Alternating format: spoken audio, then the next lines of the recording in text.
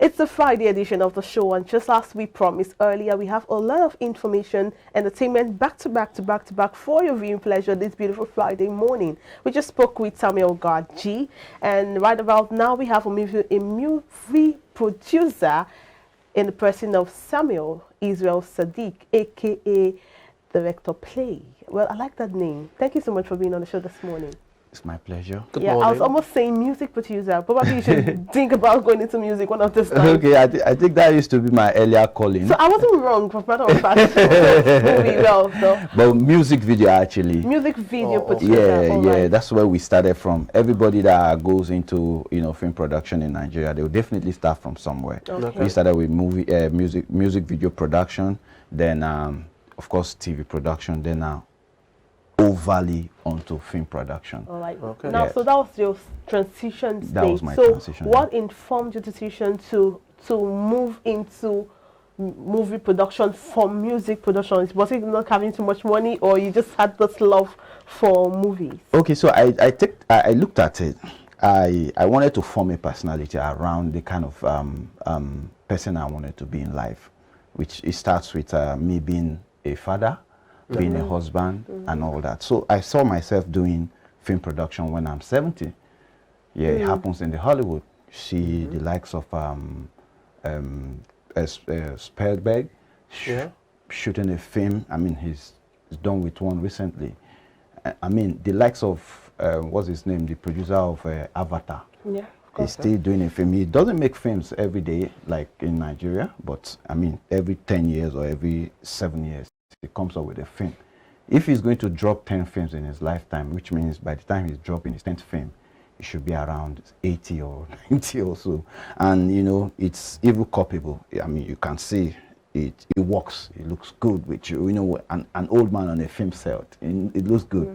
But an old man on a music video set, it might work out there, but in Africa, the cooperation, the charisma, it might not look as good as you want it, because you know one of the industry is there already, capital wise, but the other one is yet to be there. Okay. So I think you understand why I'm there now. So I'm thinking about two things: personality, the carry, then also the money. You're more like a long-term goal for you. Exactly. Thank you. Right. Talking about that transition, how was it? Because we know quite well shooting a music video and all of that.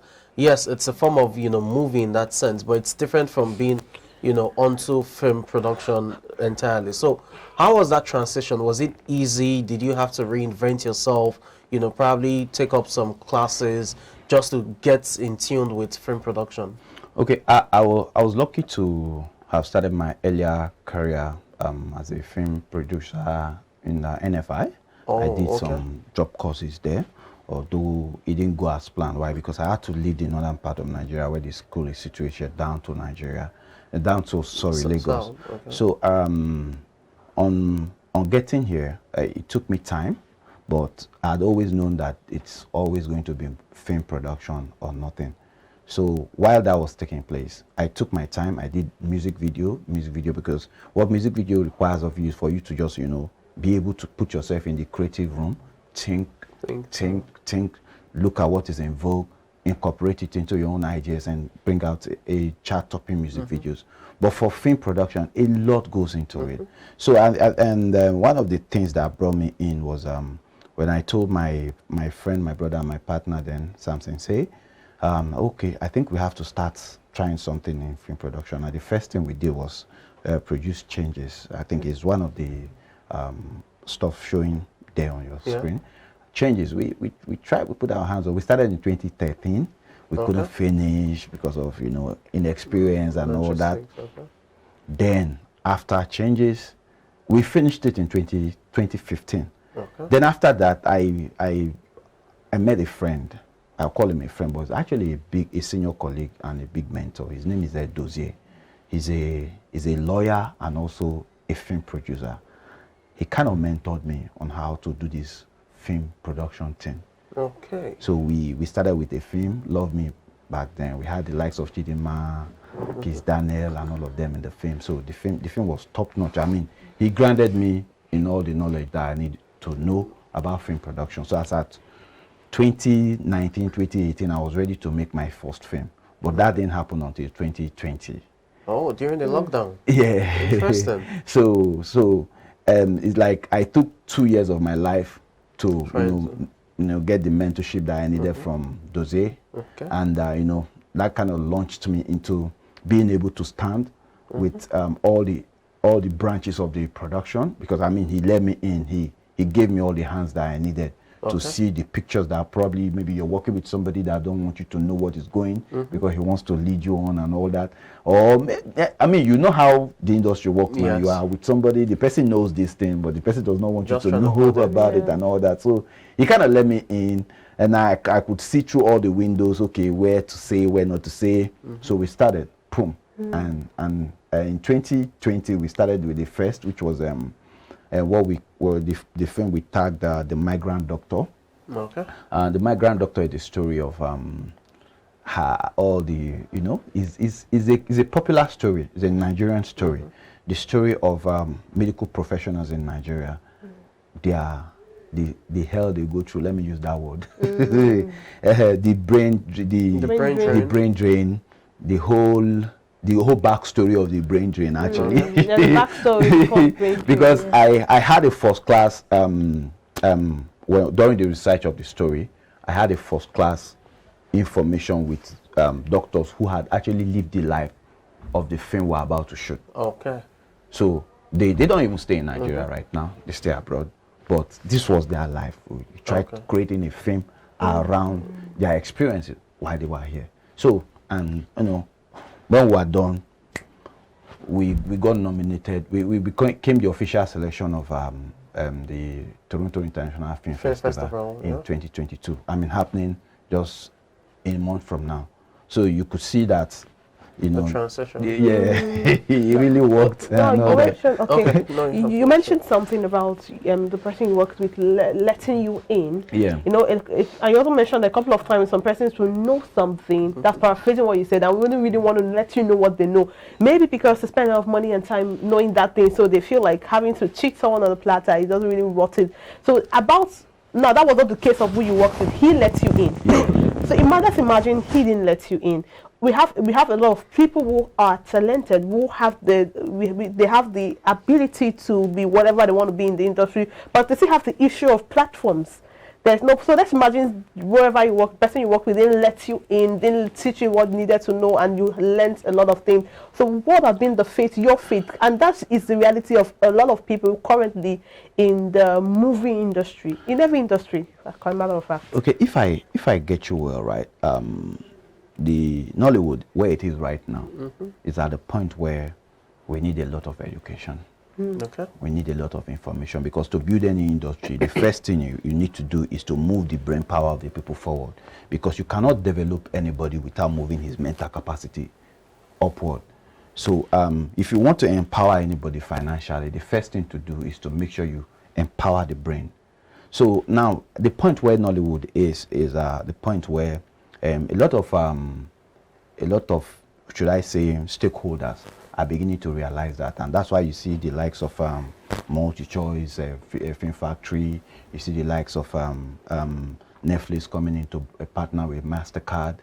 You see the likes of what's it called? A lot of it coming in to teach people about how this thing is done. Because my guy, this is a $1 billion industry. It's not a joke.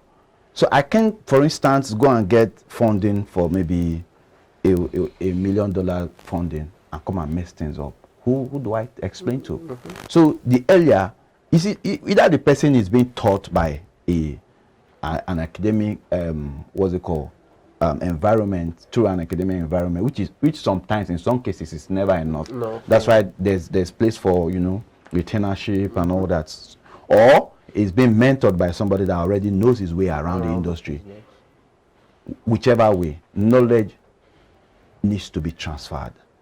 I mean, from one generation to another. So we need to have leaders in the industry who are ready to, take cognizance of the agenda of intergenerational transfer of knowledge and all those things, so that in 10 years from now, Nollywood will be fully ready for the globe, because right now we're still in our cradle. I've said this thing before, maybe on air or anywhere that I find myself. I'll keep telling people that cares to know that Nollywood is still in its cradle. The opportunities that are abound in Nollywood are yet untapped. So I mean, for a $1 billion industry where we still have a lot of people who shoot a movie that is less than $10,000. I'm using those figures in those foreign currencies so that people that understands how investment work can understand that, okay, for our industry to grow, if you think about human capital development, if you think about tech in film, if you think about the quality of the stories, we're still not there yet. So if we work more on these areas, I mean the moving our brain forward that I spoke about in the first place, you discover that in times to come we'll be able to match the likes of Bollywood. I don't even know where we got the ratings of second best production, what's it called, movie producing industry in the world. The second, right? But I think it's by the volume of films we do, because and not by the quality. Not by the quality yet. That's preempted my next question. When we talk about production, yes, you have the opinion that Nollywood is still in its cradle, but that those who tell you it's moved away from those stereotypical movies that we've seen, in the late 90s and early 2000s, that now it's incorporating more of human angle stories to it, skin trade or human trafficking, if you want to call it that. You talked about migrant doctors, that's the brain drain in medical sector, and the factors contributing to that. Diverse human angle stories too. Recent movies, and that's why they're doing well, not just at the cinemas, but also on the various streaming services and international film festival.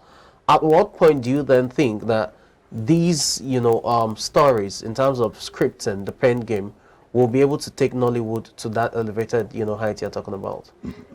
Okay, I found myself in a production team in 2019, and we were trying to produce a story, and we didn't quite get a part of the research properly.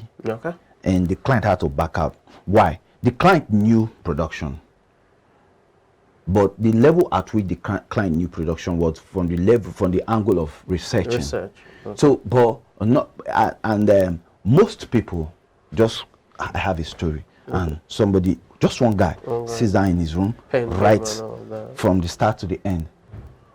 You can't mess with the mind of 1 million people from only just one mind. So when you go for a story conference, or have heard about story conferences abroad and all that, the kind of work they put into writing their stories is even more than the work. The kind of brain work they put in writing the stories is more than the work they put in when it comes to even marketing the film. Because marketing is very important. That's where the money comes in. But for you to have a marketable product, you have to put in something creative. So we at the point where we are still, the writers on their own, they are still very laid back. They just feel, okay, I'm the writer of the film. No. That's one of the problems we have in Nollywood. Everybody wants to claim the glory. I'm the director. I directed and produced the film. No. So at the point where we are now is the point where we need to start, elevating our levels of research when we want to do a story. Like, for instance, you want to write a story on advertising. Please go to the advertising agencies. Talk to everybody that you need to talk to. Find out how it works. Don't just come and think, okay, you read online. No, reading online is still not enough. There are even days where people don't even read online. You get. So for the people that are saying Nollywood has migrated from where it used to be, I think most of the films you are seeing now, especially pre-2022, there are still films that were read online. When films that actually have, as in acute research, put into the making, comes into the screen, guy, you'll be locked to your screen. Because there's no way you can tell a story without selling emotions. Yes. So being able to carry the emotion and thread it around every second of the film, from the beginning of the timeline to the end of it, it tells you that, okay, this person is a masterpiece at the pen game. So our writers are still coming. Okay. They are coming. The best of them are not yet born. I'll keep it that way. Why? Because I know what Nigerians can do when we get to the height, the height of it, yeah. the peak of it. That's it. So that's another thing. Then, although I have always said this also, that you cannot be as creative, or you cannot be more creative than your budget. Budgeting is another factor we'd have to look into in filmmaking. But quickly, as we wrap up, just tell us quickly about budgeting when it comes to, because we see a lot of films with amazing storylines, but they are substandard because you don't want to pay a lot of money. So quickly, like let's say a minute, we just need to know about. Okay, that. so the kind of investors we still have in Nigeria right now, they are the bread and butter investors. Somebody gives you 3 million naira, 5 million naira to do a film, then he thinks he has invested money. Come on, filmmaking. If you have 30 million naira now in Nigeria, 30 million naira, saying it in naira so that we know, you are still doing a low budget film. So imagine you have to think about what happens on set. Were there research of those things before you do it? Were there like a take one, a take two? Or were they like a rehearsal shoot before the main shoot? But before a director played, would you not blame it on all of these wannabe producers of movies? Because they just some people just come up together and say, okay, audition, you take this role, and they just do something. I don't know what they call it. I don't want to bias, but the name they call it. So would you blame it on this substandard producers that just everybody wants to be an actor and movie producer? I think we have the Nigerian spirit. Even Nollywood itself was carved out of nothing. That's why they call it Nollywood. The name Nollywood means nothing to become something. So we started from there. Okay. Living in bondage, all the rest of them. Hey, Abba, that we not get script to. You go just talk, say Oga come. You go just answer, say Oga go. Then we don't take one with that to scene one don't complete. That's how it started. But then we're at the point where we need to move forward. But now, moving forward cannot be guaranteed except we have the right investors coming on board. We have to start looking at Nollywood as a banking sector, advertising sector, insurance industry, and all of them, because we have the capacity. If it is worth $1 billion, then you can invest, subsequently maybe half of it into it. Okay. So for the want of time, we just have to wrap this conversation up here now. Thank you so much, Director Play, and we hope to have more of you in the segments too. Thank you very much. All right, yeah. We've been speaking with a seasoned movie director. Just started up as a music video producer and now a movie producer, beg your pardon, Director Play. So we'll take a short break now. It's the Friday edition, and trust me, on Fridays we have so many goodies we have for you on the show today. The morning motivation segment comes up after the short break. Stay with us.